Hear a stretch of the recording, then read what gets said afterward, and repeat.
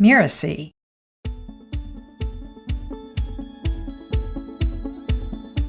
With launches, I feel like there's always something you can do better. And so I give it a couple of days to just kind of feel like crummy about it or whatever the negative emotions are. And then it becomes, okay, what can I do? Hello, and welcome to Behind the Launch, the show that pulls back the curtain on the ups and downs of launching a product or a service. I'm Cynthia Lamb, Director of Podcasts at Mirasee FM. Over a period of 18 months, spanning 4 different product launches, I conducted 19 interviews with the people who pull off the amazing feat that is a Mirasee product launch. In the first episode, we explored the excitement of the $1 million launch of Launch My Courses in May of 2020. Then we talked about the disappointment of the launch of the same product in May of 2021 that brought in only a fraction of that. Here's a quick review. You know, it was sad because a year ago, the perfect storm of things all magically lined up. COVID was still really early days, and everyone was suddenly working from home. People had freedom they didn't have before. There were government stimulus checks going out. So suddenly people had money to invest or spend on a dream or an idea that previously they didn't feel like they had that disposable, income to invest in, but now they felt like they did. And then time. There were a lot of people who finally actually had time.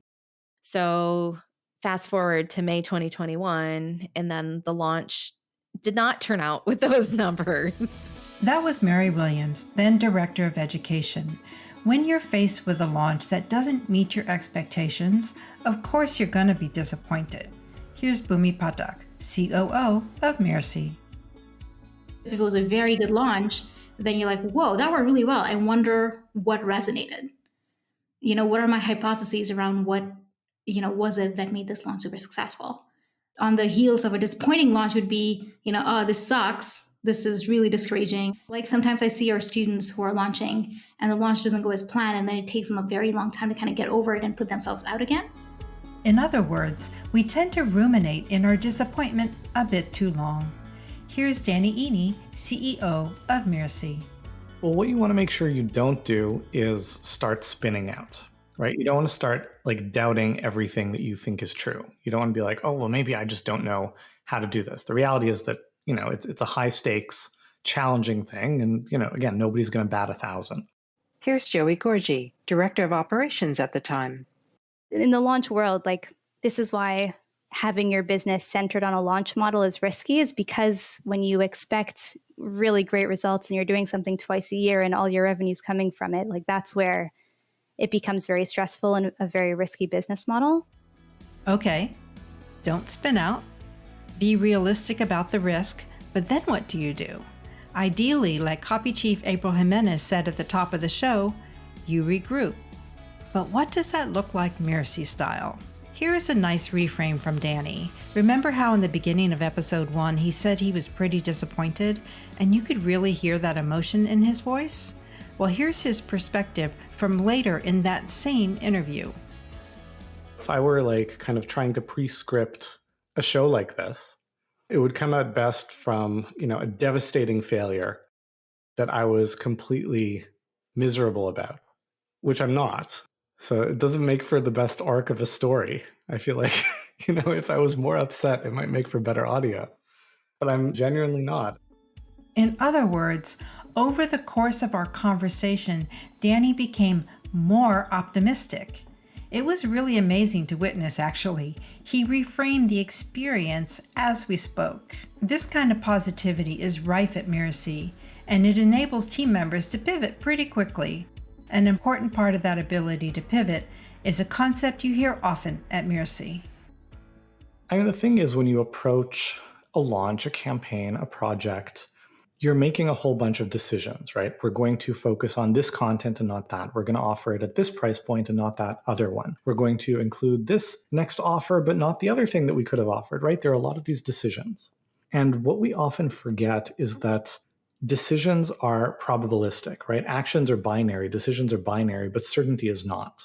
And just because you made the right decision based on the information you had, the criteria that was at your disposal, et cetera. Just because you made the right decision doesn't mean it will necessarily turn out well, right? You can cross the street only in a green light. That doesn't mean you will never get in an accident, right? And you can jaywalk all the time, cross in reds. It doesn't guarantee that you're going to be in an accident. But the odds are that you're a lot safer making the right call, which is crossing when it's green, right? An 80% right decision will blow up in your face 1 out of 5 times. And so you want to make sure that when you're looking back on something that didn't work out as well as you want, you don't conflate bad decisions with bad outcomes, which may often come together, but don't necessarily, right? Just because the outcome was bad doesn't mean all your decisions were bad. And you want to make sure to not just second guess all your thinking, because that can sometimes lead you to make worse decisions next time. As I've said, this series is not meant to be a primer on how to execute launches, but this is one gem I'm taking away. A good decision can lead to bad outcomes. But that does beg the question, how do you sort that out?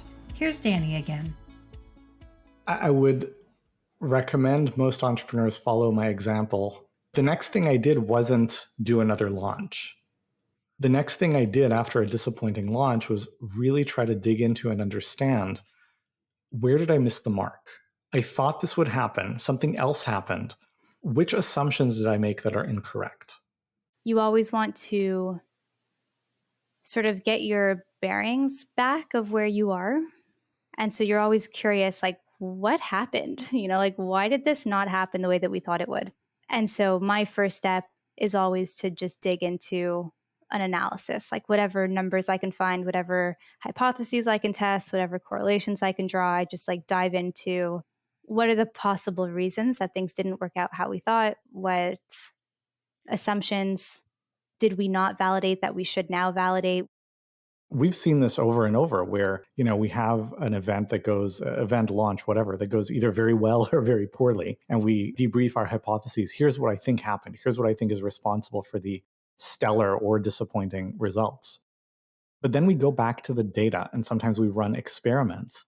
And a good portion of the time, the data comes back and says, no, you know what? Your assumptions were all wrong. It's something completely different. And if we had just taken our armchair quarterbacking of, here's what I think it is, we should just go with that, we would have cannibalized and done a lot of damage to the things that were actually driving our success. During this debrief process, Danny asks himself 3 questions. The first question is, did I learn something? Do I know something that I didn't know 2 weeks ago? Do I know something that I didn't know when all this started? And the answer is yes.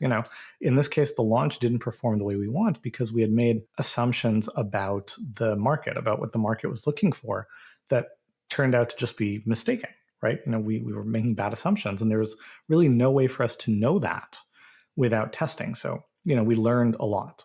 Second question is, okay, do I know what to do next? Do I know where do I go from here? And this is really important because human beings hate ambiguity. One of the worst things about something, not working out or falling apart is it leaves you in this state of limbo of now what? But, we had really clear next steps. Okay, we learned a lot from the launch. We have these assumptions. We're going to test them in these ways. So we had clear next steps.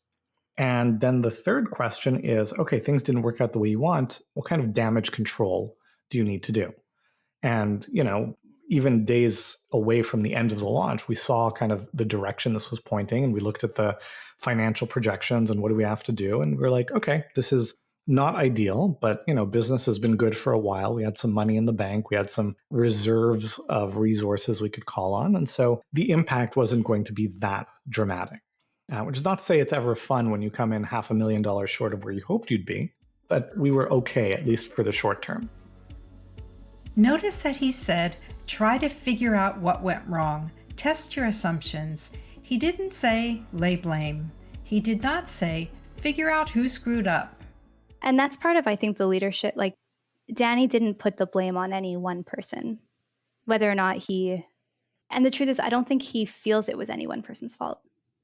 Typically, these things aren't. Even if something does sort of the root issue did come from one person, it's usually a symptom of an underlying sort of organizational issue. It's never just one person when you're on a team like Mirasee. There's a famous story here at Mirasee about an unticked box that cost the company $750,000 at a time when losing $750,000 truly threatened the company and led to layoffs. I'd heard this story several times and always assumed that one of those laid off was the person who hadn't ticked the box. But no, in fact, it was only during the set of interviews that I learned that the person who didn't tick the box, the person who cost the company $750,000, was Joey Gorgie, Director of Operations at the time of these interviews, but she was a new hire at the time of the unticked box. I was shocked that she hadn't been fired, so I asked Danny, why didn't he let her go? I remember exactly where I was when she sent me the message. If she had hidden it, that would have been a big concern. But I knew that she's good at her job. I knew that this was an uncharacteristic mistake. This is not representative of how she usually works.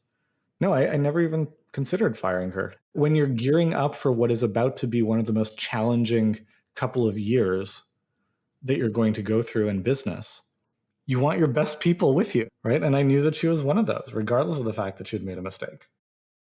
She said your first reaction upon hearing the news was to ask her if she was okay. Well, I could tell from the message that this is like heavy stuff, and she understood the gravity.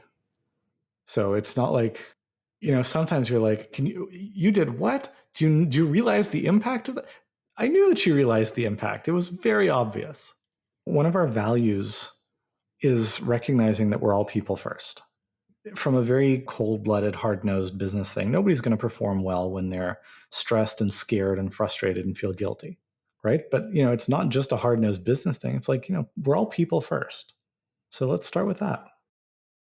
We learn from our experiences, right? There's this classic story from, I don't know, IBM or something, but, some manager makes a mistake and it costs the company $3 million. And so he goes to his boss with a letter of resignation. And his boss is like, what? I just spent $3 million training you. And that was certainly the case for Joey as well, since she quickly rose through the ranks and served as Director of Operations for 4 years. So the moral of that story is if you do feel the inclination to fire someone for costing you a lot of money, maybe ask yourself if this person might be a Joey. Because Joey was instrumental in getting Mirasee to $13 million in 2022. I share this story for 2 reasons. 1, I absolutely love it. And 2, because it illustrates the principles that Danny is preaching. Take an objective view of your situation, regroup, assess, do your analysis, and then test your hypothesis. As you'll see in episode 3, this can't but help come with a large dash of hope.